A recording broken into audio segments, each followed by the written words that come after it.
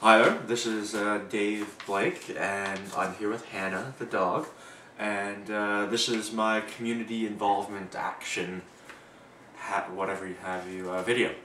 And I'm going to be, to start off, I'm just going to refer to this report that was put out by Mackenzie Financial, and it's saying that over 84% of teens have given annually to various charitable causes, and the national average for all of Canada is $400 annually, and the national teen average for those 13 to 19 is $290, so almost on par with the national average for adults.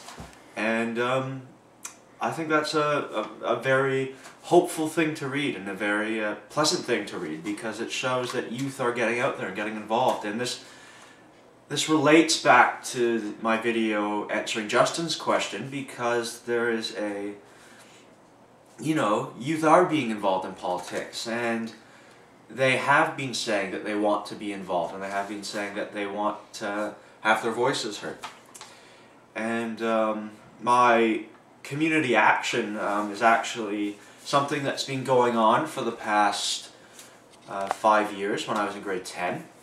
And when I was in grade 10, I went to a school, Ursula Franklin Academy in Toronto, actually West Toronto. And it was a school that had a uniform policy. We all had to wear uniforms. And there were two main suppliers for this uniform. One of them less well known, the other one a uniform supplier that's nationally known. It supplies schools nationally, and I think in the States as well. And I found in grade 10 that they did not have a very transparent policy regarding child labor. They didn't have a policy regarding fair trade. And that was upsetting to me, and because I was going to school every day and wearing clothing that, was made by children that didn't have the option of going to school. So technically I was allowed to go to school because of the labor of these children. And even though, not all my clothing is fair trade, because, I think I'd have to dress primarily in hemp, if that was the case. But I thought that it would be a good idea to have this one aspect of my life very guilt-free and very and the dog is upset. And I wanted I wanted the school to have a fair trade uniform policy.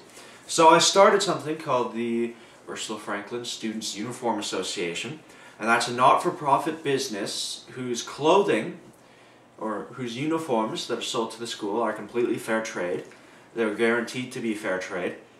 And all the money that's raised by that, apart from operating costs, so just the cost for purchasing the clothes to sell back to the students, is given back to the school. So in the past 5 years, we've sold about, over $100,000 worth of clothing. Over $10,000 worth of that, so 10% roughly, 10 to 13%, has been given back to the school for school programming, for extracurriculars, for sports teams, for the arts. And I think that's a very positive message for the students to be bringing to the community, saying that we're students, we have a uniform, and we want that uniform to be socially conscious and socially aware. So they've said, when I asked them, do you want to be wearing fair trade clothing?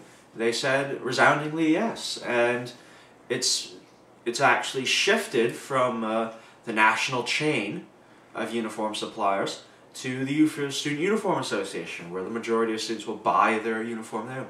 And the platform can even be adopted by other schools, which is something I've thought about, which is maybe something worth pursuing, and probably we will pursue. And I can't show it right now because school's out, unfortunately, and being a student myself, exams got in the way of going back. But I will be going back in the new year to speak to the school about the uniform and the importance of fair trade and the importance of being socially aware and socially conscious students, because to me, helping to affect change in just my life has felt like I've affected change in the lives of others. And I think the students feel the same way, and hopefully this will only grow. And so this is my community action, and I look forward to talking to you again about the automotive industry. Thanks.